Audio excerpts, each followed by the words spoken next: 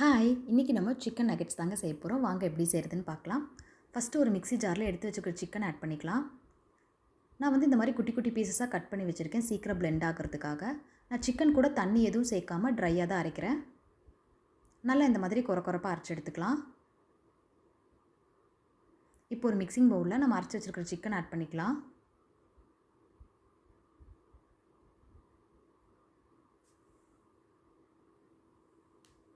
இப்போது சிக்கன் கூட கொஞ்சம் மிளகாத்தூள், இஞ்சி பூண்டு விழுது,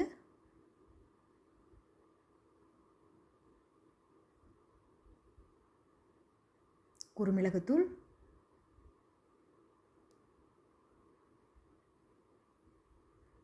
சோயா சாஸ்,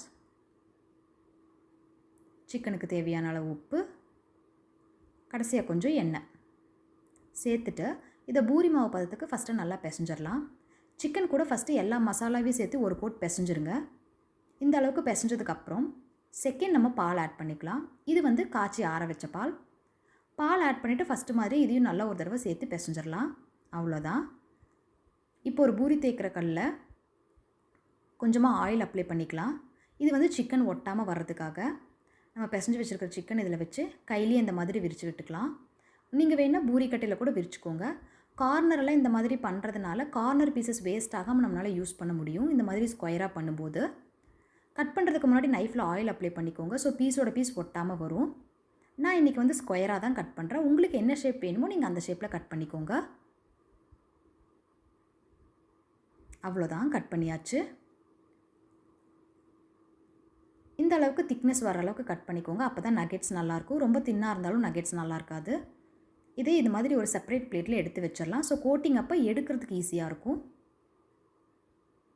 இப்போ கோட்டிங்க்கு ஃபஸ்ட்டு நம்ம எடுத்து வச்சுக்கிற ஒரு முட்டையில் கொஞ்சம் பெப்பர் தூள், கொஞ்சம் உப்பு சேர்த்துட்டு நல்லா ஃபஸ்ட்டு பீட் பண்ணிடலாம்.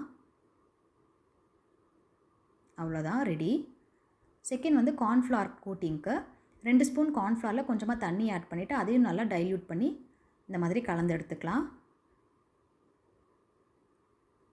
இப்போது கட் பண்ணி வச்சுருக்கிற பீஸை ஃபஸ்ட்டு கார்ன்ஃப்ளவரில் போட்டுட்டு செகண்ட் எக்கில் டிப் பண்ணிவிட்டு தேர்ட் வந்துட்டு நம்ம எடுத்து வச்சுருக்கிற பிரெட் க்ரம்ஸில் டிப் பண்ணிடணும். அவ்வளோதான். இதே மாதிரி நம்ம எல்லாத்தையுமே டிப் பண்ணி எடுத்து வச்சிடலாம்.